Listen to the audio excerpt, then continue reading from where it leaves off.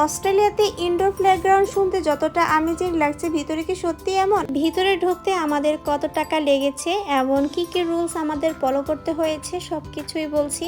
এই ইনডোর প্লেগ্রাউন্ডটার নাম হচ্ছে ক্রুজ প্লেগ্রাউন্ড সেন্টার, মানে হচ্ছে ক্রোকোডাইল প্লেগ্রাউন্ড সেন্টার। আর ক্রোকোডাইলটা হচ্ছে কি, আমরা তো সবাই জানি কুমির। আর আমরা আজকে চলে আসলাম কুমিরের প্লেগ্রাউন্ড সেন্টারে হাবুডুবু খেতে। আর দেখুন, প্রথমে এখানে একটা ক্রোকোডাইল রেখেছে আমাদের সবাইকে ওয়েলকাম করার জন্য। হাই এভরিওয়ান, আসসালামু আলাইকুম, welcome to Mili family blogs. This is Mili. আমি অস্ট্রেলিয়া থেকে বলছি। আশা করছি আল্লাহর রহমতে সবাই ভালো এবং সুস্থ আছেন। আপনারা কি আগে কখনো ইনডোর প্লেগ্রাউন্ডে গিয়েছিলেন? যদি না গিয়ে থাকেন, চলুন আজকে আমার সাথে দেখবেন ইনডোর প্লেগ্রাউন্ডের ভিতরের এনভায়রনমেন্টটা কেমন হয়।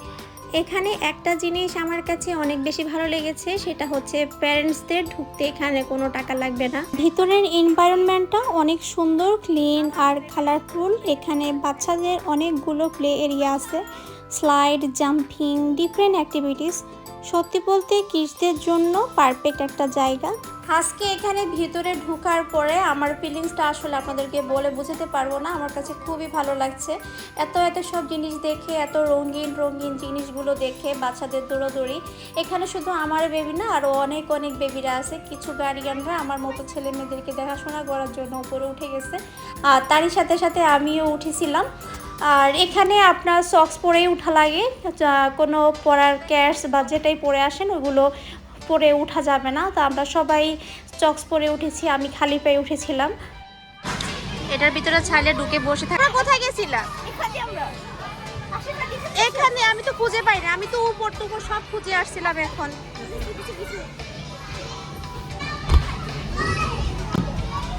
এত কষ্ট করে উঠা দরকার আছে? এখানে তো সিঁড়ি আছে। মামা দিব? শিওর? That's for you. মেয়ে আমার বারণ করছে এখানে স্লাইড না দেওয়ার জন্য, তা আমিও এখানে দিতে ভয় লাগছে, কিন্তু আমি নিজের জন্য একটা স্লাইড পেয়ে গেছিলাম। এখানে আমি দিতে মাঝপথে গিয়ে একটা ইতিহাস হয়েছিল। কি হতে পারে দেখি বলেন। দুপুরবেলা বের হওয়ার আগে রান্নাবান্না করে খেয়ে গিয়েছিলাম। আর আজকের আইটেম ছিল এখানে স্যালমন ফিশকে সুন্দর করে ক্যাপসিকাম দিয়ে, মরিচ দিয়ে, টমেটো দিয়ে ভাজি করে রেখেছি। আর তারই সাথে করেছি ডাল। মাছ ভাজার সাথে তো একটু ডাল হলে অনেক বেশি ভালো লাগে। এই দুটো আইটেম করেছিলাম। দুপুরবেলা খাওয়া দাওয়া করে 2টার দিকে বের হয়ে গেছিলাম এখানে। I say Allah, angel, prophet. No, you can't change. I can change whenever I want. দুপুরবেলা লাঞ্চ তো আমরা বাসা থেকে করে আসছি। আর এখানে বাইরের ফুড একদমই এলাও না, আর এখানে হালাল ফুড পাওয়া যায় না। এখানে আমরা আসছি পয়লা বৈশাখের দিন। এখানে অস্ট্রেলিয়াতে পয়লা বৈশাখের অনুষ্ঠান হয় ছোটোখাটো করে। আমরা এবার ওইখানে না গিয়ে ওদেরকে নিয়ে এখানে চলে আসলাম, কারণ ওরা অনেক দিন ধরে বলছিল ভালো একটা প্লেগ্রাউন্ডে ওদের নিয়ে আসার জন্য। আর যেহেতু ওদের এখন হলিডে চলছে, ওদেরকে তো একটু বাইরে ঘোরাঘুরি করাইতে হবে। আপনাদেরকে তো এখনও বলা হয় নাই এখানে ঢুকতে আমাদের কত টাকা লেগেছে। পার কিডসের জন্য লেগেছে উইকেন্ডে হচ্ছে $10 করে, এবং উইকডেজতে হচ্ছে $16 করে। আমরা এখানে এসেছি উইকডেতে, এর জন্য $16 করে লেগেছে একজনের জন্য। আর এখানে প্যারেন্টসদের এন্ট্রি হচ্ছে ফ্রি। এই জিনিসটা আমার অনেক বেশি ভালো লেগেছে। আজকে তো শুধু বাচ্চারাই খেলে নাই, ওদের সাথে আজকে আমি অনেক খেলাধুলা করেছি, আমার কাছে অনেক ভালো লেগেছে। যারা অস্ট্রেলিয়ায় পার্থে থাকেন তারা চাইলে এই প্লেগ্রাউন্ড সেন্টারটাতে চলে আসতে পারেন, ক্রস প্লেগ্রাউন্ড সেন্টার। আর এই প্লেগ্রাউন্ডটার মধ্যে ঢুকতে একদম অল্প অ্যামাউন্টে আপনারা ঢুকে অনেক এনজয় করতে পারবেন, আপনার কিডসদেরকেও অনেক এনজয় দিতে পারবেন। আচ্ছা, এখন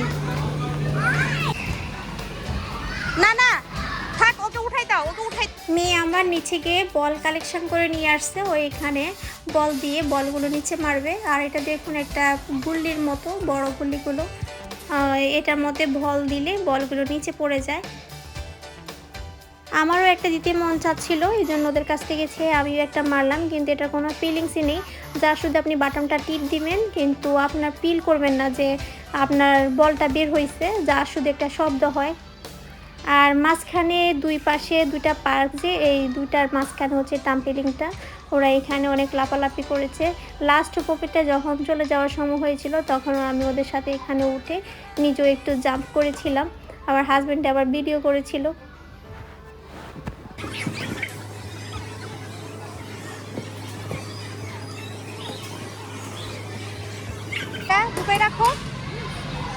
খুলে দিচ্ছি। দেখো আয়া তুমি তো ঘেমে একদম পুরো ভিজে গেছো। আমি থাক না তুমিও। এটা কি পার্ক? এটা বলছি ব্যাগে রাখতে এলাও না ভিতরে ব্যাগে রাখতে আমি খাবে না ওরা। এটা রুবাইসা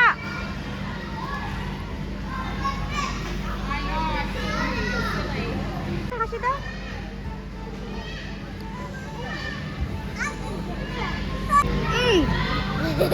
হ্যাঁ না রুবাইসা তুমি খুলবা নাকি? গেঞ্জি খুলে ফেলবে? আয়ান তুমি খুলে ফেলো, তুমি তো ঘেমে গেছো। ওই যে মাইন্ড তো তুমি তো ছেলে মানুষ, সমস্যা কি? সেই মাস আমি মুসলিম তো মুসলিম আমরা মুসলিম, মুসলিম ছেলেরা জামা খোলে না। বাস করেন কিন্তু বাসায় খুলে বাসায় হ্যাঁ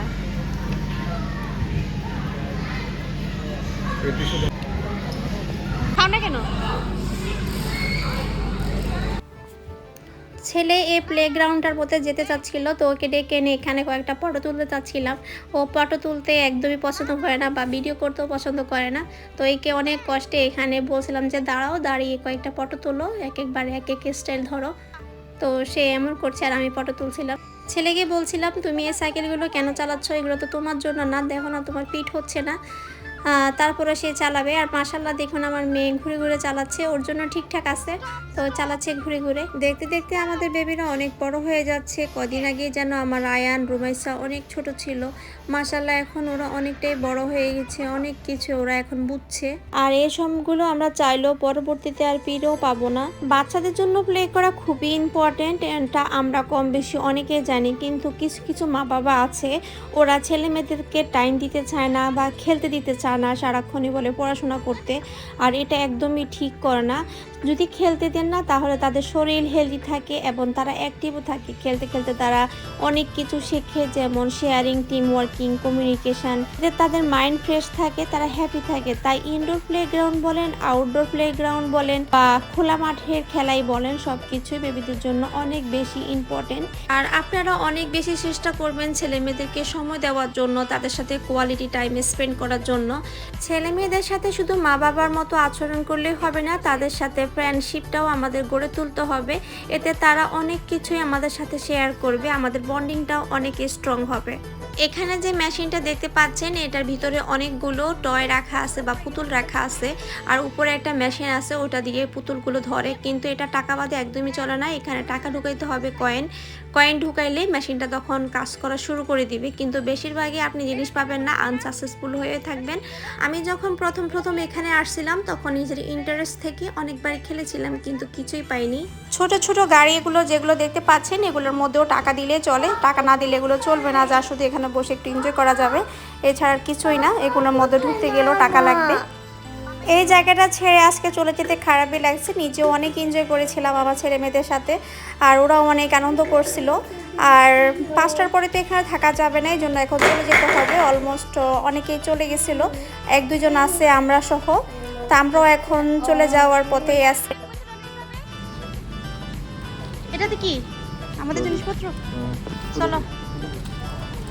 দেখতে দেখতে ভিডিও লাস্ট পর্যায়ে চলে আসছে। আপনাদের কাছে যদি আমার এই ভিডিওটি ভালো লেগে থাকে প্লিজ এটা সাবস্ক্রাইব করে দিবেন, তাদের সাথে সাথে একটা লাইক করতে ভুলবেন না। আর সবাইকে বলবো নিজের দিকে, নিজের ফ্যামিলির দিকে, নিজের ছেলেমেয়ের দিকে অনেক বেশি করে খেয়াল রাখবেন, কারণ চারদিকে অনেক বিপদ আপদ হচ্ছে।